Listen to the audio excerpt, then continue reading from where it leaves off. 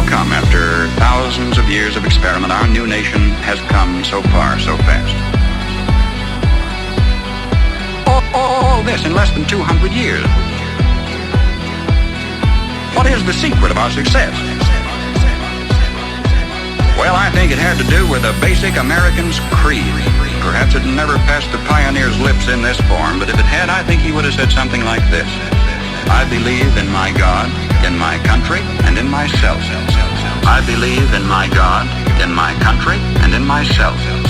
I know that sounds like a trite, too simple thing to say, and yet it's a rare man today who will dare to stand up and say, I believe in my God, and my country, and in myself, and in that order.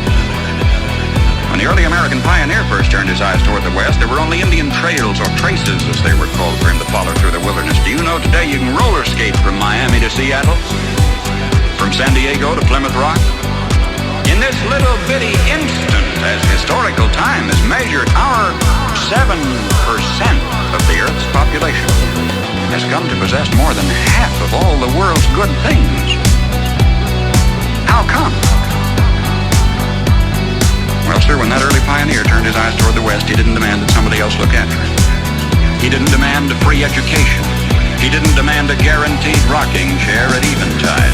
He didn't demand that somebody else take care of him if he got ill or got old. There was an old-fashioned philosophy in those days that a man was supposed to provide for his own and for his own future. He didn't demand a maximum amount of money for a minimum amount of work. Nor did he expect pay for no work at all. Come to think of it, he didn't demand anything. That hard-handed pioneer just looked out there at the rolling plains, stretching away to the tall green mountains, and then lifted his eyes to the blue skies and said, thank you, God. Now I can take it from here.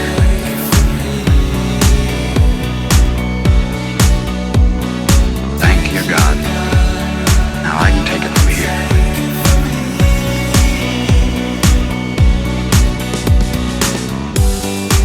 That spirit isn't dead in our country, it's dormant. It's been discredited in some circles, driven underground, but it isn't dead. It's just that a few seasons ago, politicians baiting their hooks with free barbecue and trading a Ponzi promise for votes began telling us, we don't want opportunity anymore, we want security.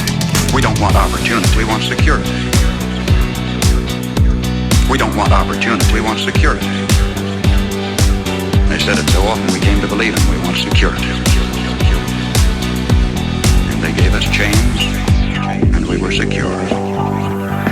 Suddenly, with our constitutional guarantees depleted, with our national character eroding away, with our tax laws penalizing those who dare to prosper, with workers concentrating on how little they can get by with instead of how much they can produce, suddenly we looked overhead one day to discover that the first tin moon in space was a Russian accomplishment. That free men dragging their feet had been outdistanced by slave workers dragging their chains, and we were sore afraid.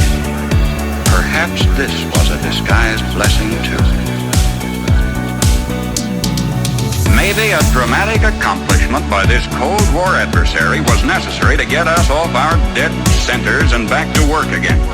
If we can revive in ourselves, then in our youth, something of that basic American's creed, the horizon has never ever been so limitless. For man stands now on the threshold of his highest adventure of all, his first faltering footsteps into space.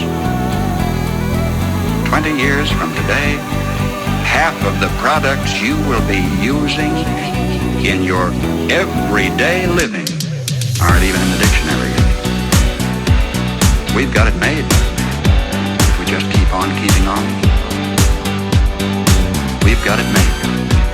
And if we don't, we will follow those other great nation states of history, the graveyard of ignominious oblivion.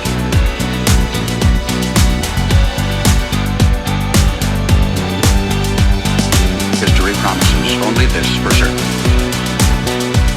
We will get exactly what we deserve.